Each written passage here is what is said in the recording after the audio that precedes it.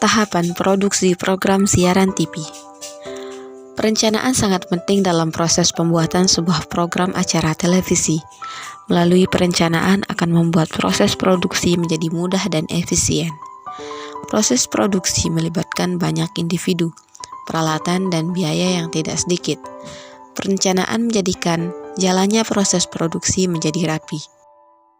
Menurut Gerald Millerson, Standard Operation Procedure atau SOP dalam tahapan produksi terbagi menjadi 3, yaitu yang pertama pra-produksi, yang kedua produksi, dan yang ketiga pasca produksi.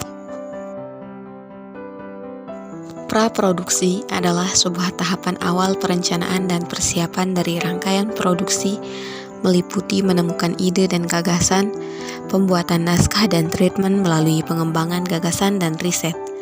Perencanaan awal melalui planning meeting mengenai hal teknis seperti tata cahaya, tata surya, stage, make up, wardrobe, dan fasilitas teknik.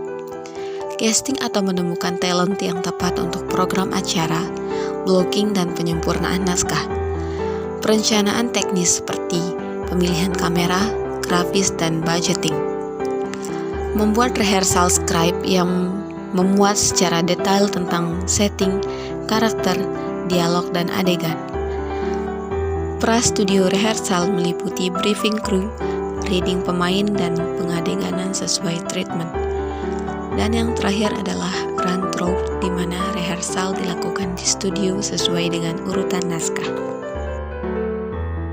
Yang kedua adalah produksi. Pengarah acara memimpin jalannya produksi bekerja sama dengan semua kru dan talent yang terlibat. Masing-masing kru melaksanakan tugasnya sesuai dengan rundown yang telah dibuat. Dan yang ketiga adalah pasca produksi.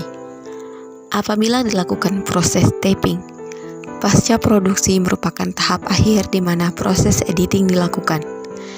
Editing dilakukan untuk menyusun gambar agar cerita padu dan berkesinambungan sesuai dengan konsep naskah.